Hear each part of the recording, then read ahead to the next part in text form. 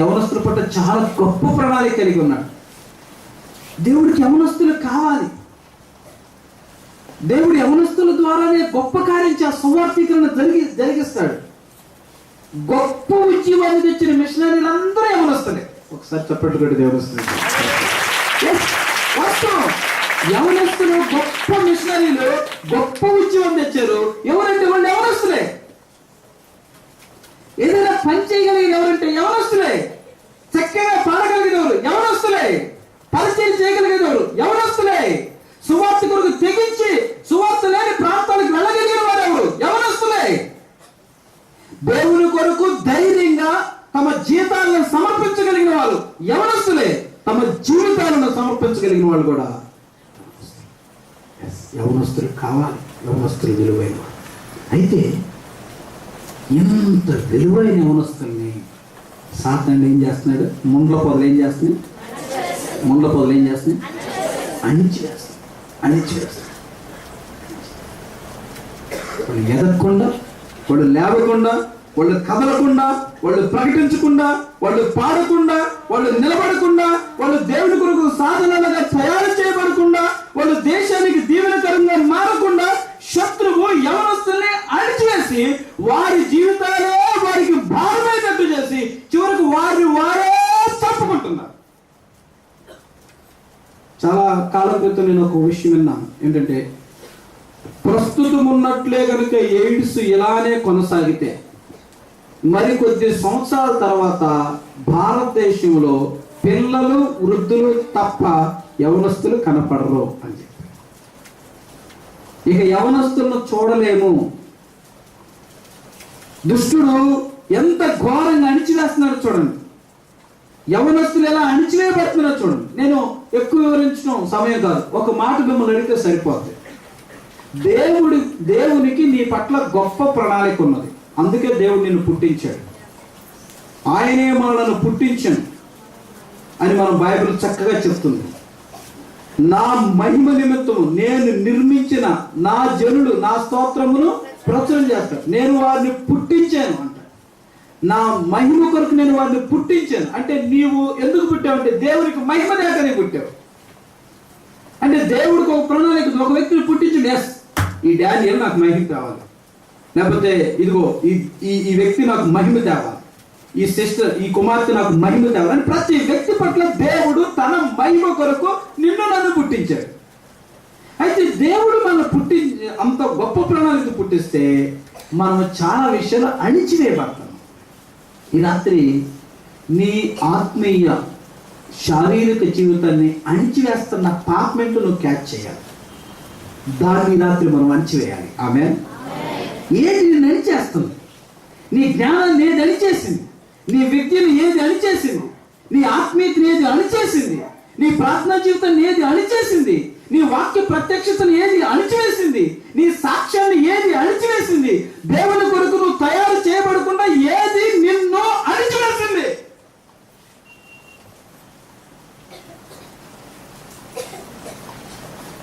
దేవుడు నిన్ను అణిచివేసే దేవుడు కాదు. దేవుడు నిన్ను పైకి లేపడానికి రాత్రి ఇష్టపడుతున్నాడు. చాలాసార్లు అర్థం కాక దేవుడు నన్ను ఇలా పెట్టాడు, వాడిని అలా పెట్టాడు. నాకు కూడా అర్థం కాక నేను ఒకసారి దేవుడితో ఇలా చెప్పాను, దేవా నాకు నువ్వు వద్దయ్యా, నాకు నీవు వద్దు, నీ పరలోకం వద్దయ్యా, నేను నరకానికి వెళతానయ్యా, నువ్వు నన్ను నరకానికి పుట్టించావయ్యా, నాకు చేత కాదయ్యా, నన్ను ప్రేరేపించబాకయ్యా. నేను బాగా సినిమా పిచ్చాడు, చాలాసార్లు చెప్పాను. సినిమా చూడకుండా లేక ఇలా అనుకున్నా, లేదు నీకు నా లైఫ్ ఇంతే, నాకు వద్దు, నాకు నీ వద్దు, నేను నరకానికి వెళతాను, నువ్వు నన్ను నరకానికి పుట్టించావు. అంటే నాకు దేవుని ప్రణాళిక అర్థం కాక, దేవుని ప్రేమ అర్థం కాక, నేను ఒక పాపానికి బానిసనైపోయి, నేను ఒక వ్యసనానికి బానిసనైపోయి చివరికి దేవుడిని అంటున్నాను, నాకు నువ్వు నన్ను ఇందుగా పుట్టించావు, నేను నరకానికి వెళతా. నో దేవుడు అనుకున్నట్టాడు, లేదు నేను నిన్ను అందుకు పుట్టించలేదు, నేను నిన్ను నరకానికి పుట్టించలేదు, నేను నిన్ను నా కొరకు పుట్టించుకున్నా. ఆమేన్. నేను యథార్థం చెప్తున్నా, నేను ఒక విశ్వాసిగా కూడా పనికిరానయ్యా అని నా డైరీలో రాసుకున్నా. నేను విశ్వాసిగా కూడా తగనయ్యా, నేను నా చేత కాదయ్యా, నేను చెయ్యలేనయ్యా, నేను సినిమా చూపడం బ్రతకలేనయ్యా, నా స్నేహితులు విడిచిపెట్టి నేను బ్రతకలేనయ్యా. అంతగా నా లైఫ్ని నేను నాశనం చేసుకున్నా, నా జీవితం నేను అణిచివేసుకున్నా. నా ఇంటర్మీడియట్ చదువుతున్న టైంలోనే నా యవ్వన కాలపు జ్ఞానము అణిచివేసుకున్నా, నా విద్యను అణిచివేసుకున్నా, నా భవిష్యత్తును అణిచివేసుకున్నా. కొన్ని పాపాలు నన్ను అణిచివేసినాయి. ఈ రాత్రి నిన్ను ఏ పాపం అణిచివేస్తుందో దేవుడు నిన్ను లేపాలని పుట్టించాడు, దేవుడు నిన్ను వాడుకోవాలని పుట్టింది. నన్ను నా పట్ల ఉన్న ప్రణాళిక నాకు అర్థం కాక నేను అలా కొనుక్కోను. నీ పట్ల ఉన్న ప్రణాళిక నీకు అర్థమైంది, ఈ రాత్రి దేవుడు వాడుకుంటాడు. దేవుడు నిన్ను అణిచివేయటానికి ఇక్కడ తీసుకురాలేదు. ఒకటి మనం పరీక్షించుకుని పెడదాం. వాక్యం వింటున్నాం, ఏది నిన్ను అణిచేస్తున్నావు? అసలు దేవుని కొరకు నువ్వు ఎందుకు ఉపయోగపడలేకపోయావు? ఏ ప్రాబ్లం నీ లైఫ్ నాశనం చేస్తున్నావు? ఏ ముండ్ల పొద, నేను దీనికి ఒక పేరు పెట్టుకున్నా, ముండ్ల పొదకి సీక్రెట్ సిన్స్ అని పేరు పెట్టుకున్నా. ఈ ముండ్ల పొద లోపల ఉన్న పాపాలు. ముండ్ల పొద దేని గుర్తు? లోపల ఉన్న పాపాలు. ఇవి బయట కనపడతాయి. యవనస్తులకి లోపల ఉంటే ఎక్కువ మందికి పాపాలు, బయట తక్కువ ఉంటే, అమ్మా వినండి నా వైపు చూస్తూ, యవన కాలంలో పాపాలు బయట తెలిసే విధంగా తక్కువ ఉంటే, తెలియని విధంగా ఎక్కువ ఉంటాయి. లోపల పాపాలు చాలా మంది జీవితాల్లో లోపల పాపాలు పెట్టుకొని హాల్లో కూర్చున్నారు, లోపల పాపములు పెట్టుకొని వాక్యం వింటున్నారు, లోపల పాపం పెట్టుకొని పైకి ఎదగాలని ప్రయత్నిస్తున్నారు. నో నో నో, అది ధర్మ విరుద్ధం, అది వాక్య విరుద్ధం, అది దేవునికి విరుద్ధం. పాపము లోపలుంటే నువ్వు ఎలా పైకి వస్తావు? కాళ్ళలో ముళ్ళు గుచ్చుకొని ముళ్ళు పెట్టుకొని రన్నింగ్ రేస్ లోకి ఎట్టబోతావు? ఈ రాత్రి మన లోపల ఏమున్నాయి? నేను సాక్షిగా యవన కాలంలో లోపల ఏం పాపాలు ఉంటాయి ప్రభువా అని ప్రార్థన చేస్తే ఆయన నాకు ఒక చిన్న లిస్టు చూపించారు. సహజంగా యవన కాలంలో లోపల ఉండే పాపాలు ఏంటి అని ఆలోచన చేస్తే, సహజంగా యవనస్తులకు అందరికి శోధన వస్తే, శోధన వచ్చే వాళ్ళని యవనస్తులు అంటారు. కాబట్టి యవనస్తులకు శోధన వస్తే యవనస్తులు తప్పక తొట్టలేదు. సహజంగా యవనస్తులకి ఏమొస్తాయి? మీ అందరూ మంచివాళ్ళే, కానీ కొన్ని విషయాలు తెలుసుకుంటే మంచిది. మీరు మంచివాళ్ళైనా కొన్ని విషయాలు తెలుసుకోవడం మంచిది, ఎందుకంటే మంచి సమాచారం ఎముకలకు పుష్టినిస్తుంది. కాబట్టి ముందుగా తెలియచేయటం మంచిది. సహజంగా యవనస్తులు ఎక్కువ మంది ఏదో ఒక ప్రేమలో పడతారు. యవనస్తులు ఎక్కువ మంది ఎక్కడ పడతారు? ఏదో ఒక ప్రేమలో పడతారు. దీని విషయం మీకు క్లియర్గా ఉంటే బాగుంటుంది. యవనస్తులు ప్రేమలో పడటం సహజం. కాబట్టి అసలు ప్రేమలో పడటం మనకు ఆశీర్వాదమా శాపమా? ప్రేమలో పడటం మనకు మేలా కీడా? ప్రేమలో పడటం మనకు మంచి భవిష్యత్తు చెడ్డ భవిష్యత్తు? ఇది మనకు అర్థమైతే దాని విషయం ఒక అవగాహనకు వస్తాం, ఒక నిర్ణయానికి వస్తాం. నా బైబిల్లో ఒక విషయం చెప్తుంది. బైబిల్ ప్రేమను సపోర్ట్ చేయటం లేదు. ప్రేమకు సంబంధించిన జీవితాలన్నీ ఫెయిల్ అయినాయి. అందుకని యవనస్తులు సత్యం తెలుసుకోవాలి. 10th క్లాస్ కాక ముందే 10th క్లాస్ సినిమా చూసి ప్రేమలో పడేవాళ్ళు ఉన్నారు.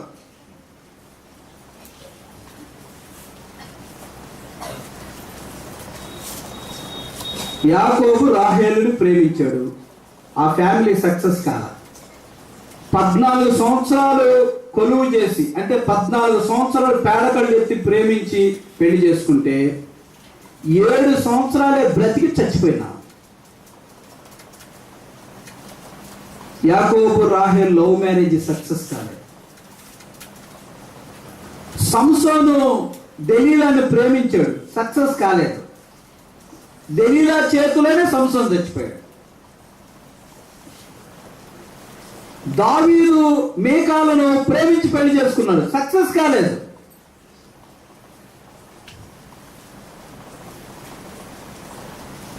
ఒక పాస్టర్ గారికి ఒక సిస్టర్ గారు ఫోన్ చేశారు. పాస్టర్ గారండి నా కోసం ప్రార్థన చేయండి. ఏంటమ్మా నీ సమస్య ఏంటమ్మంటే, ఏం లేదండి, మీ మీటింగ్కి మేము ఇద్దరం వస్తున్నాం, మాకు పెళ్ళి అయ్యేటట్టు ప్రార్థన చేయండి. ఎట్లాంటి అంశాలు కూడా వస్తాయా అనుకున్నాం. మీటింగ్కి ఇద్దరు వస్తున్నారంట. ఎక్కడికి వస్తున్నారు? సినిమాకి కాదు, ఇద్దరు ఎక్కడికి వస్తున్నారు? మీటింగ్కి ఇద్దరు వస్తున్నారంట. ఇప్పుడు పాస్టర్ గారు ఏం చేయాలి? పెళ్ళి అయ్యేటట్టు ప్రార్థన. పాస్టర్ గారు చెప్పాడంట, పెళ్ళి అయ్యేటట్టు కష్టం కానీ దినం అయ్యేటట్టు అయితే చేస్తాం. ఎస్, అదే జరిగింది. కొంతకాలానికి కాస్త ముందు వెనక అదే జరిగింది. నేను ఇక్కడికి వచ్చే ముందు మా ఇంటికి ఒక సిస్టర్ ఏడ్చుకుంటూ వచ్చారు. ఏంటమ్మంటే, అన్న పోలీస్ స్టేషన్కి వెళ్ళి వస్తున్నానన్న, పోలీస్ స్టేషన్ నుంచి వస్తున్నాను, పోలీస్ స్టేషన్ పొద్దున వచ్చి ఇప్పుడు దాకా కూర్చొని వస్తాను. ఎందుకమ్మంటే ఆయన మీద కేసు పెట్టి వస్తున్నానన్నా. ఏరి మీద అన్నాడు? ఆయననన్నా, మా ఆయన. ఏమన్నా మీ ఆయన మీద నువ్వెందుకు కేసు పెట్టి? ఏదన్నా వచ్చిన కాడ నుంచి మట్టిలో పడుతున్నాడన్న, ఏమో చచ్చిపోతుంటే పిల్లలు ఉన్నారన్న, పిల్లల సంగతి ఎట్టన్నా. ఎందుకు కొడుతున్నాడమ్మా మీ ఆయన? పెళ్లి చేసుకోకముందు ఆయన నీకు తెలుసమ్మా? తెలుసన్నా, ముందుగానే మా ఇంటికి పోతా ఉండేవాడన్నా. ఇష్టపడి చేసుకున్నావమ్మా? ఇష్టపడే చేసుకున్నా.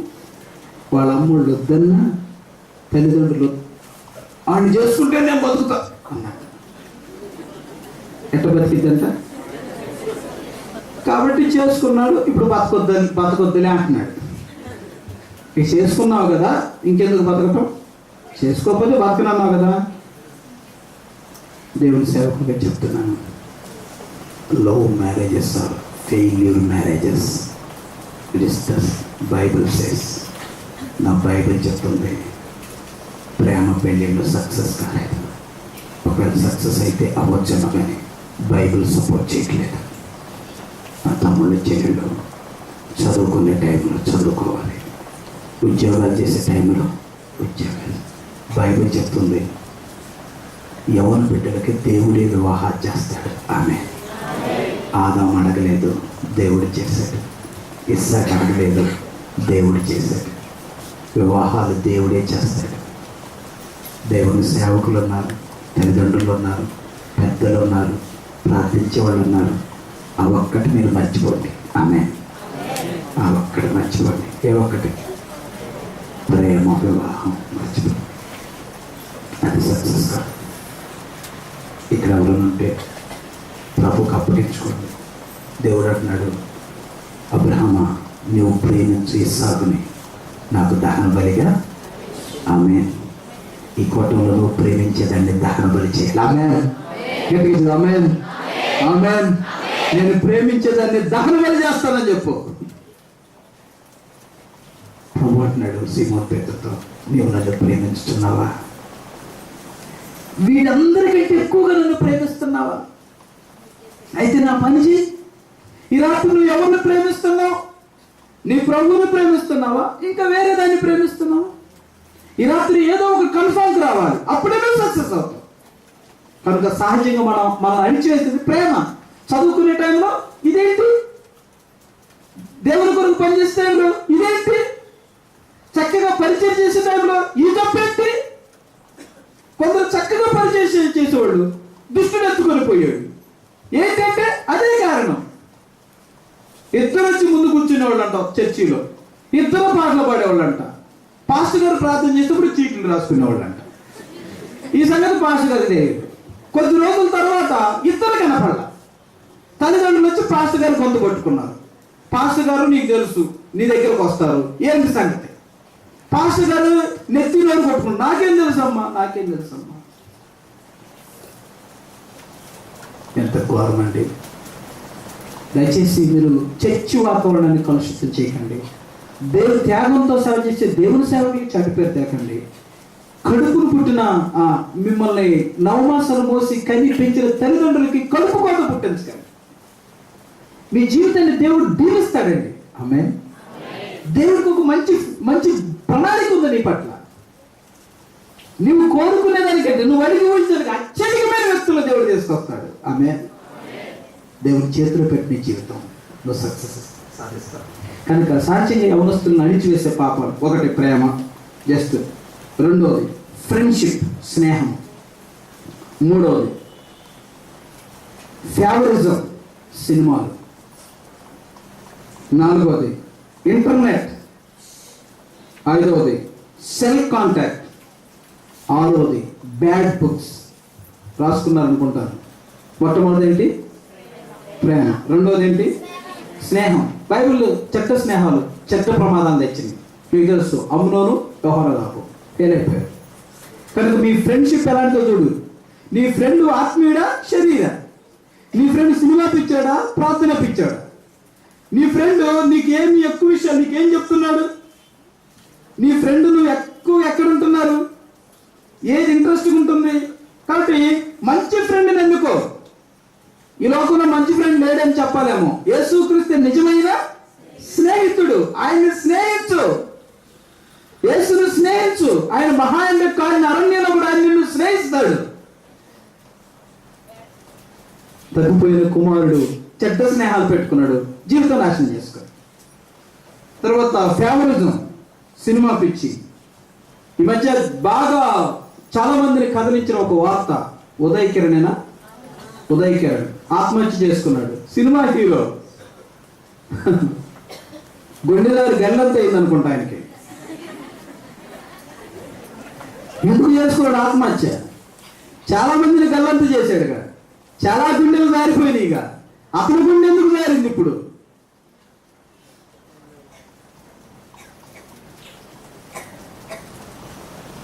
జాగ్రత్త సుమా. సినిమా నీ గుండెను కోసేస్తుంది. నీకు ఉరితాడు తెచ్చే రోజు వస్తుంది. నీ చదువుని ఊరేస్తుంది, నీ టైంను ఊరేస్తుంది. అది నువ్వు జస్ట్ కట్టిలాగానే మిగిలిపోతావు. నీ దగ్గర ఏముండదు, నువ్వు నిష్ఫలుడు అయిపోతావు. అందుకే బీ కేర్ఫుల్. సినిమా చాలా డేంజరస్. దేవుని వారిని ఆత్మహత్య చేసుకుని చనిపోయాడు. స్మిత ఆత్మహత్య చేసుకుని చనిపోయాడు. సావిత్రి దాదాపు ఆత్మహత్య చేసుకుని చనిపోయాడు. నిర్మాతలు ఆత్మహత్య చేసుకున్నారు. ఇక లెక్కకు రాని వాళ్ళు ఎంతమంది ఉన్నారు? జీవితాలు నాశనం చేసుకున్న తెరచాటున చెన్నెళ్ళ తమ్ముళ్ళు ఎందరూ ఉన్నారు? సినిమాల కోసం ఆస్తులు పోగొట్టుకుని, శీలాలను పోగొట్టుకుని నాశనం అయిపోయాడు. లెక్కకు ఎక్కువే, మనకు తెలిసి తక్కువ. మీరు బొమ్మల్నే చూస్తున్నారు, లోపల ఉన్న ఇబ్బందుల్లో చూడటం లేదు. జాగ్రత్త. ఆ టైం దేవుని కొరకు ఖర్చు పెట్టు. దేవుడు నిన్నే ఒక స్టార్గా చేస్తాడు. ఆమె. కాబట్టి సినిమాలొద్దు. నెక్స్ట్ ఇంటర్నెట్ ఇంటర్నల్గా నాశనం చేస్తారు. ఎందుకంటే ఎవరు చూడరు, మనమే చూస్తాం.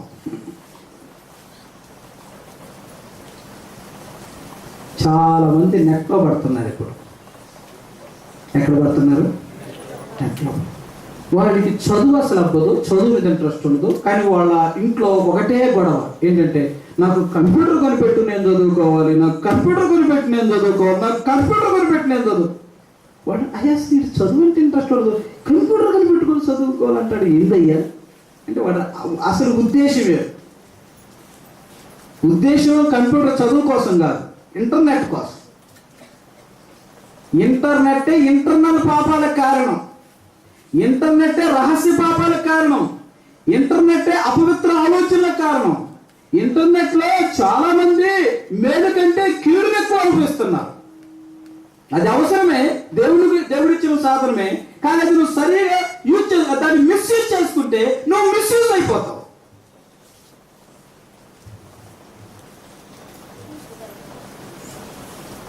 చాలా మంది జీవితాలు టైము, ఆలోచనలు, జ్ఞానము ఇంటర్నెట్లో పడి లోపల క్షీణించిపోతున్నారు. దావీదు పెద్ద కుమారుడు అమ్నోను లాగా నానాటికి చిక్కిపోతున్నారు. చిన్న వయసులోనే కళ్ళజోళ్ళు వచ్చేస్తున్నాయి. ఎందుకంటే ఇటనే చూస్తున్నాయి. మరొక ఎడం కూడా ఉండదాయా, కళ్ళు ఆరిపోయి ఉండదాయా, చూస్తా ఉంటాం.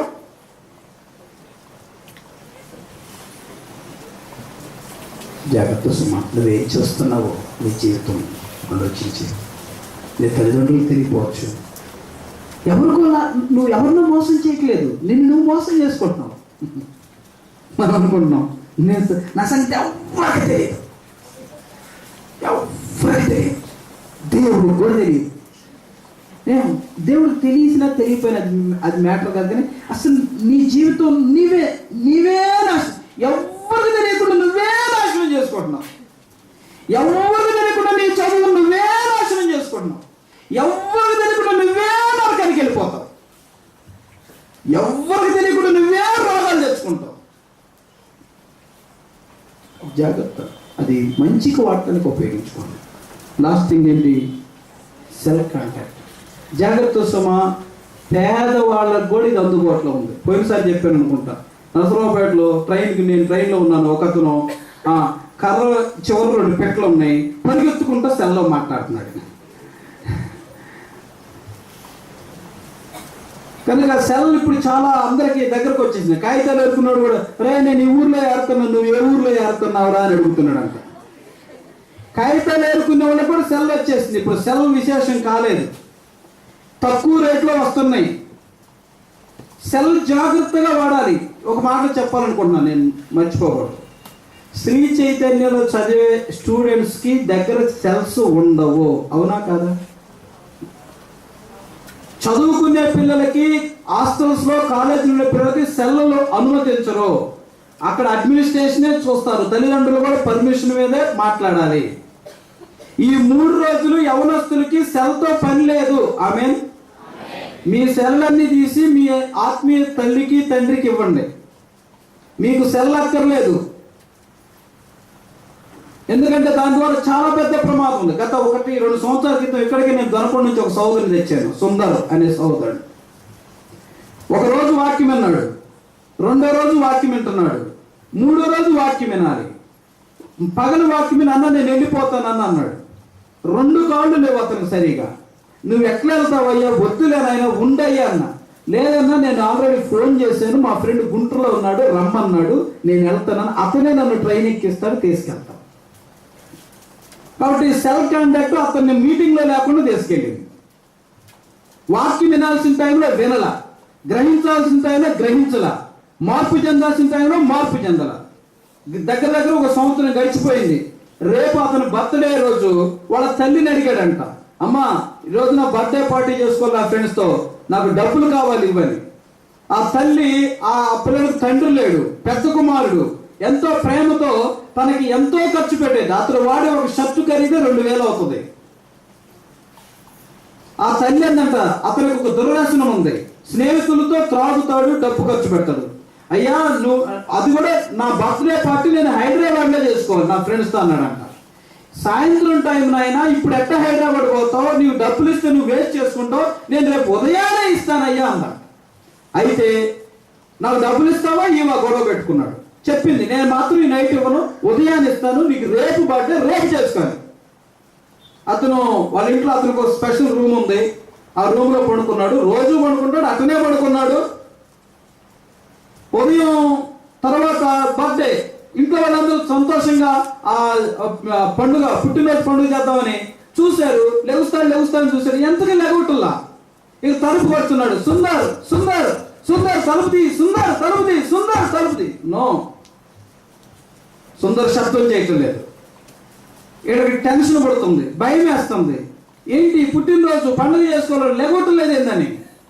చివరికి అటు ఇటు చూసి ఒక కిటికీలో గుండా ఏదో కర్ర పెట్టేట కర్టన్స్ లాగితే ఫ్యాన్కి ఉరేసుకున్నాడు.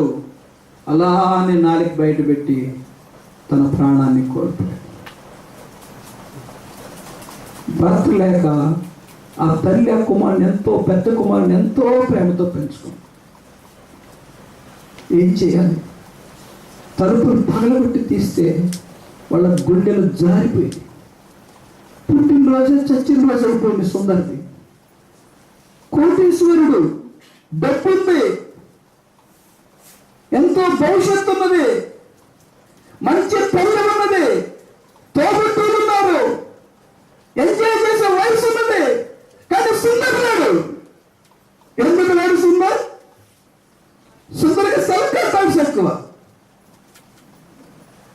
దేవునితో కాంటాక్ట్స్ లేవు, వాక్యంతో కాంటాక్ట్స్ లేవు. రాత్రి ప్రియ తమ్ముడు చెల్లి, నీకెందుకమ్మా సెల్లో? నీకంత అవసరం అమ్మా? మీ సెల్స్లో ఏమున్నాయి? మీరు ధైర్యంగా మీ తల్లిదండ్రుల చేతుల్లో పెట్టగలరా? మీ సెల్స్లో ఎస్ఎంఎస్లు ఏమొస్తున్నాయి? మీ నంబర్స్ ఎంతమంది దగ్గర ఉన్నాయి? కొంతమంది తల్లిదండ్రులు అడగడానికి ధైర్యం కాకల్లా. ఒక తల్లి ఏడుస్తున్నాతో చెప్తుంది, అయ్యా ఏం చెప్పాలి ఈ అమ్మాయికి, ఏం చెప్పలే. గట్టి గట్టి ఏదైనా చేసుకుంటుందేమని భయం, అనకపోతే ఏమైపోతుందని భయం. కన్న తల్లికి ఏం చేయాలో అర్థం కావట్లా.